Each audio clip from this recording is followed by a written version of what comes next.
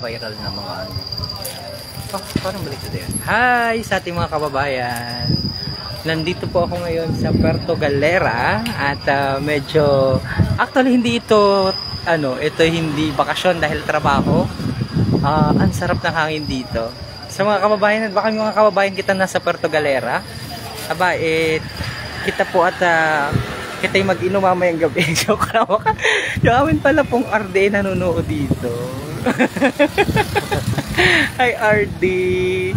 Ayan. So, kasama ko si Sir Paul. Ang kasama ko ang Provincial Information Center Manager ng Romblon.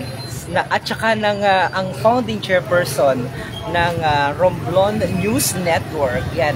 Ang Marinduque News Network, para sa kabatiran po ng ating mga kababayan, was inspired sa Romblon News Network. Kaya kami, partner kami ni Sir Paul. So parang we treat each other, yung mga network namin as brothers. So, sister company, brother company. Yan. So Sir Paul, para sa mga kababayan natin sa Marinduque, baka may mga kaibigan ka doon. Oo. Diba, imbitahan mo silang manood dito at tutukan at mag-subscribe sa Romblon News Network. Sa mga taga-Romblon dyan, madami akong kakilala actually na taga-Romblon na nasa Marinduque nag-stay.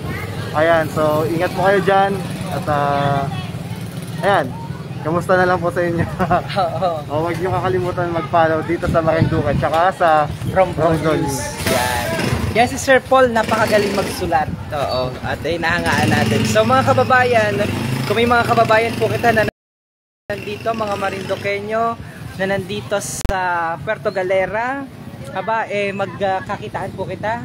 Mayaman po ang Puerto Galera. Sa amin ganitong oras medyo wala na mga ganyan, wala nang bukas na mga mahina na konti-konti na lang. Pero dito marami pang bukas at maunlad ang kanilang lugar. So ito ay munisipalidad, hindi pa ito syudad. Okay, so nandito kami ngayon at meron po kaming konferensya o pagpupulong ang Philippine Information Agency. Kaya napadayo kami. At the same time, dito na daw po malilipat ang opisina ng PIA sa Calapan. So, baka may mga kababayan po kita dyan. Family Vizca ng Romblon. Taga Santa Fe po ako, idol. Yan. Santa Fe. Taga Santa Fe siya. Oh. Taga Santa Fe. Hi. Yes, mga Vizca. Si Mayor Vizca. Si Mayor Vizca pala, taga Santa Fe. O mayamanin si kabayan. Sa taga Romblon. Taga Ojongan?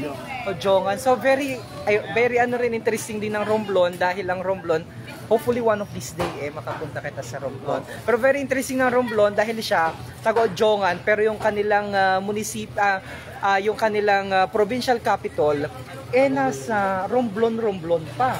So very challenging talaga pag na-assign ka doon okay. So but anyway, pa-shoutout sa lahat nating mga kababayan na nakatutok po ngayon sa ating live feed. Hi, pabati kay Joey Saludo, pabati kay nanay ko sa Duyay, kay Elena Saludo.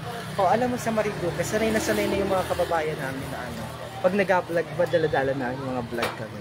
Alam na nila, hindi na sila masyado, hindi kagaya dati na parang nag-atininan, nasanay na sila, bati, gano'n na sila. Medyo binago namin yung sistema ng Media, Communications and Technology sa Marinduque. And luckily naman, hi Bibi, luckily naman, medyo, marami isda dito, tingnan natin. Kumusta po sa mga taga-Dawis? Ayan. Ito, may isda. Yes. Sarap inihaw. Magkano kilo ng ganyan? Balita ko, mura daw ang bilihin dito sa 220 lang po, sir. 220. Murang-mura. Napaano ako doon gusto ko dong humiga agad Pinakamura na yun. Talaga ba? Medyo mahal. Sa amin 100 lang, 140. Oo, medyo mahal nga yun. Talaga pala pero yan naman ay sariwang-sariwa, sigurado yan.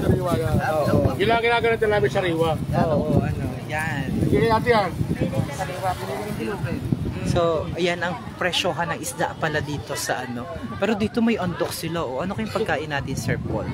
Gusto ko nang kumain. Ito, pabati natin si Kuya Renz ng Silang Cavite. Hi Kuya, naka-live kita ngayon sa Marinduque. Yan. Sa meeting na kasama ko dito. At bati ka po sa mga kababayan ko sa mga kamag-anak ko na live tayo. Binabati ko na lang yung mga taga-Litlit Silang Cavite. Pati na si Helen Quebec, aking asawa. Yan, tapos naman. Sigurado po siya dito. Sigurado. Ay, Johnny, hi ka ba yung Johnny Civilian na nanonood? Pa-shoutout po kay Engineer Arnel Padre ng Romblon. Kayo ba sa Romblon? Ano? Magkakakilala pa? May iba, may ibang kakakilala. Iba na kapag-audyoman sila. Oo. Yun. Magkakakilala mo taga-Ochoma. Kapit sa ibang bayan. Medyo. Oo. Sa amin magkakakilala. Oo. Well, majority. Halimbawa, ay, taga doon ka. Oo, kilala ko yun. Santa Cruz Torrijos, medyo magkakakilala. Agasan Mugpog, Agasan Buwak, Mugpog, Buwak Mugpog, magkakakilala pa rin. Bella Vista. Oo na, dati ba meron dati? Pero ngayon wala ata pa, tinanggal pa eh. Oo, nag-alusin pa. Tapos ang salita niya doon, Asi. Asi. So basically, ito po ang live na kuha mula po dito sa kabayanan ng Puerto Galera, kung saan ay nakikita po ninyo na sa mga ganitong mga oras at pagkakataon ay buhay na buhay pa rin ang kanilang komunidad. Ibang-iba sa amin sa Kuya Renz. Dahil sa amin baga ganito ay tulog na po, patulog na ang mga tao. Anyway, mag-dinner na po kita, pakita ko sa inyo ang aming dito kami naka-stay sa may Astoria. Sa kabayanan. Kabayanan sa Romblon, nandito ako sa ano ngayon, Puerto Galera, Oriental Mindoro. Yan, sa part ng Frances. So, mag-dinner na kami in a while. Yan, naka-stay.